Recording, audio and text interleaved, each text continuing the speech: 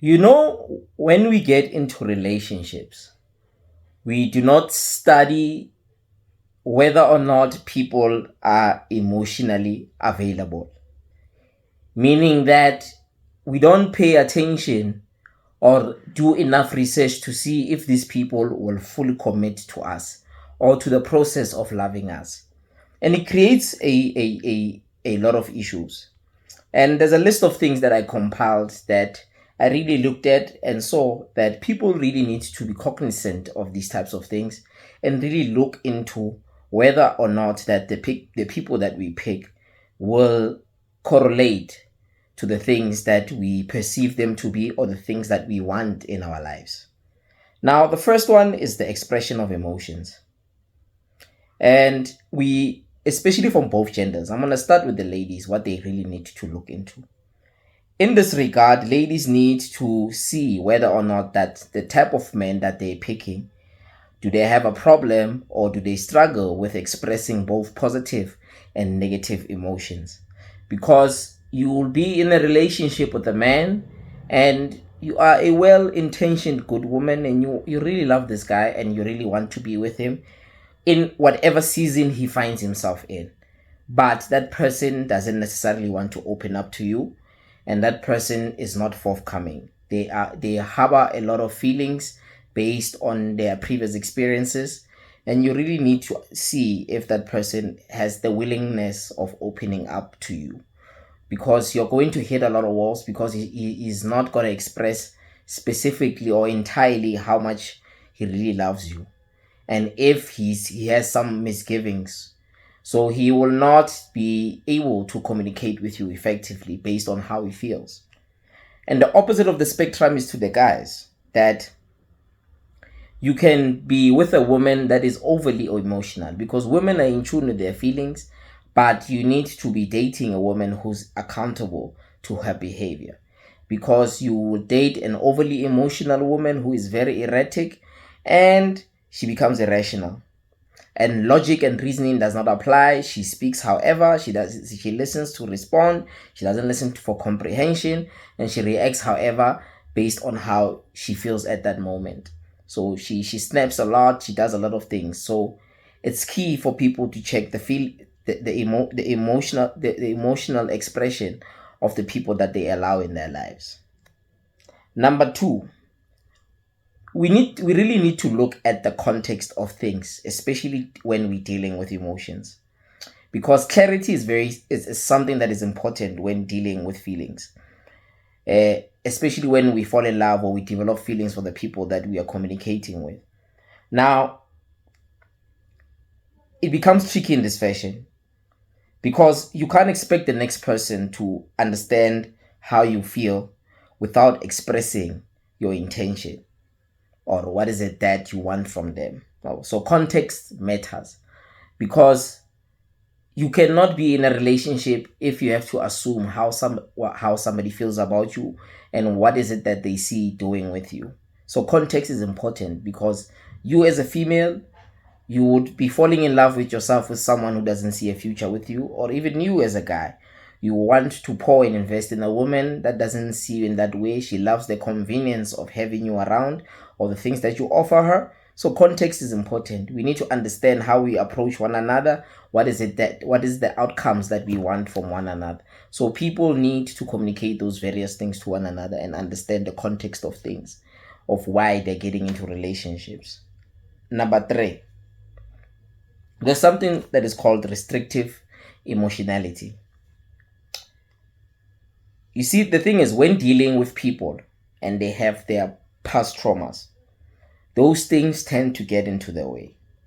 If you are dealing with a person who hasn't dealt with their past, they are usually unwilling to commit and they don't want to invest the same way as you are investing. But those people tend to love being in relationships. And it's problematic because now they are going to bleed on people who did not hurt them. People don't take enough time to sit with themselves and be alone. People always jump relationships to relationships, and it's problematic because somebody has put in the work to heal and deal with themselves. You haven't dealt with yourself.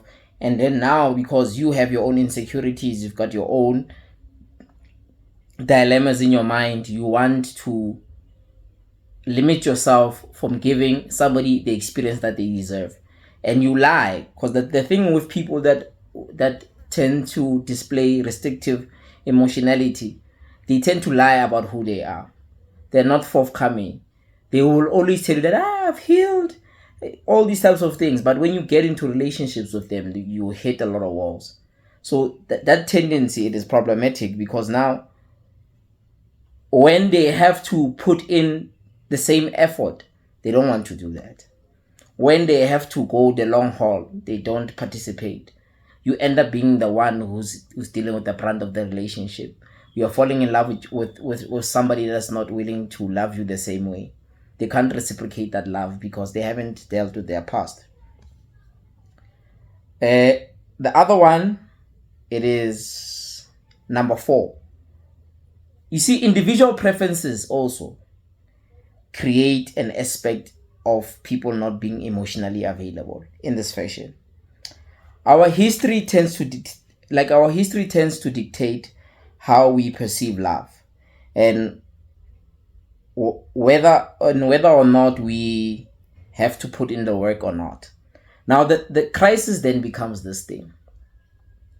When we don't deal with our past, we project things. Number 4 on the list is individual preferences. As individuals, we've got specific needs and wants. And sometimes as people, we confuse the two. We mix up the wants and we think that it's needs. And due to what's available to us or what's given, sometimes people tend to settle. And what that means is this. A lot of people have unrealistic expectations based on their individual preferences. And their individual preferences sometimes gets in the way of them finding genuine true love. So now they're chasing after wants, thinking that it's needs. Now, what happens is this. That reality tends to reveal itself. People get a reality check. That the things that you think are your needs and them being your wants are not realistic. And you start having unrealistic expectations. And your individual preferences are true to you, but you should be looking at compromising to a degree at times. And what I mean is this. People are so convicted in the things that they want and not considering that they are the ones who are unwilling to compromise. And now you start nitpicking too much and looking for perfection, and you seek to find things that are overextended, things that are above you, because sometimes people do not self-develop and work on themselves enough to want the things that they want. So they think they are deserving of just things because they want them. And it's not realistic. So now, when they settle, now that they're not getting it, I'll give you an example of women. Every woman in their mind in the society that we're living, or most women in their minds in the society that we're living in, they think they're going to have a rich man. And then now age and time catches up with them. Now they have to settle. As they are settling, they become emotionally unavailable because they're taking something that they don't want. But now the reality of the story is, are you deserving of having a rich man? Because a lot of you think you can just wake up and manifest a rich man and a rich man is going to fall on your lap. But you don't have the qualities to be chosen by a rich man. And even your beauty is not going to help you. There's a lot of factors that comes with you getting into a family that has wealth or being with a man that has wealth. Because the question is, are you a available woman? In a sense that, are you operating in the spirit of a wife, or you just want to be a baddie and exist and somebody pampers you 24/7? So you see, our individual preferences sometimes become unrealistic. And now reality comes in and it kicks us in the ass. And then now we have to settle. And when we're settling, we become emotionally unavailable. Same with the man. You've got a high standard of beautiful women, but the women that you are chasing after require certain things. And sometimes it's not even money, because money does not really make you special. It makes you attract a lot of things, but it doesn't mean you'll get available women, in the sense that, well, that girl, as she's coming into your life and you have money, what value is she going to add into your life? Or you just have a liability on your hands? Oh, so your individual preferences of looking at superficial things most of the time hinders you from finding a genuine good woman that's going to be with you and form a partnership with you. Because whenever you're looking for S, you're looking for this, and you're not looking for other things that makes a woman. And then you choose women that are coming into your life only to use you, and then you have a crisis. And number 5, there are socialization factors that comes to the emotional availability of people. There are external factors that influence us and how we perceive love, and sometimes it clashes with our reality. It even complements the individual preferences, and that reality clashes with our current needs. And what that means in a nutshell is that social media has poisoned the dating market. All women want the same things. They want a tall, dark, and handsome guy. But the reality and the availability of tall, dark, and handsome guys, it's impractical. It's not realistic. No. It is the same with the guys. You want a model type girl. Yeah, there are a lot of them, but you can't take superficial things and then you think those things would be subjected into turning that person into a wife just because she's beautiful. There's a clash. We are socialized to be very superficial in nature. And before there was social media, people were never like that. Oh. And the norms of society have been twisted. Now, love and genuine connections have a price to it. Oh. I have to pay to get your attention. I have to pay to be with you. I have to pay to spend time with you. I have to do all these things to be with you. Oh. And even the ladies have to now force themselves to look a certain way to be attractive to men. Now they're busy doing surgeries on their bodies. They want BBLs. They want all these things now. Oh, they twitch themselves to fit into the market that is currently available. That is the dating market. But in all of that, the socialization factors have ruined dating in a nutshell. And now that influence, it makes it more difficult for people to form genuine connections and find genuine partners. So you see, we have a crisis in our hands that now, due to the fact of how we allow ourselves to be socialized, it clashes with the things that make us human. It clashes with the things that find meaning in life. So it's a very difficult process of why people tend to be emotionally unavailable.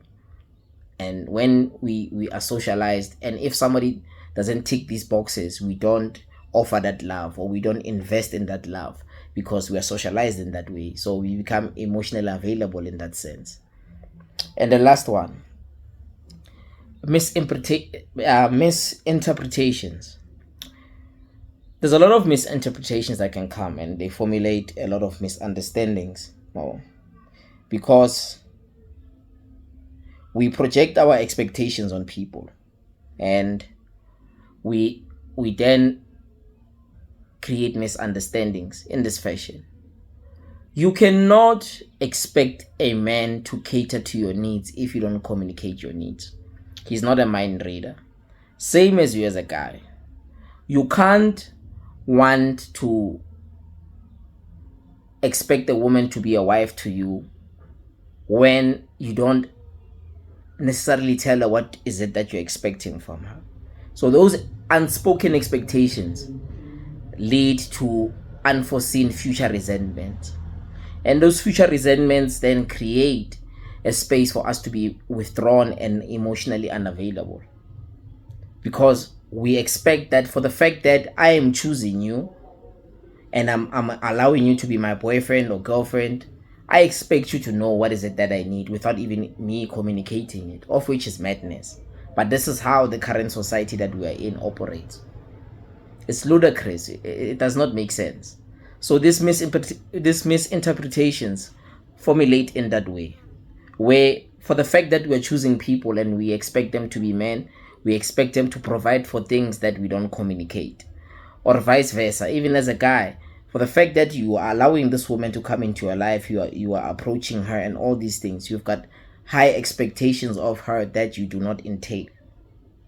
So it doesn't make sense. So these are the list of things that create a lot of emotional unavailability in relationships.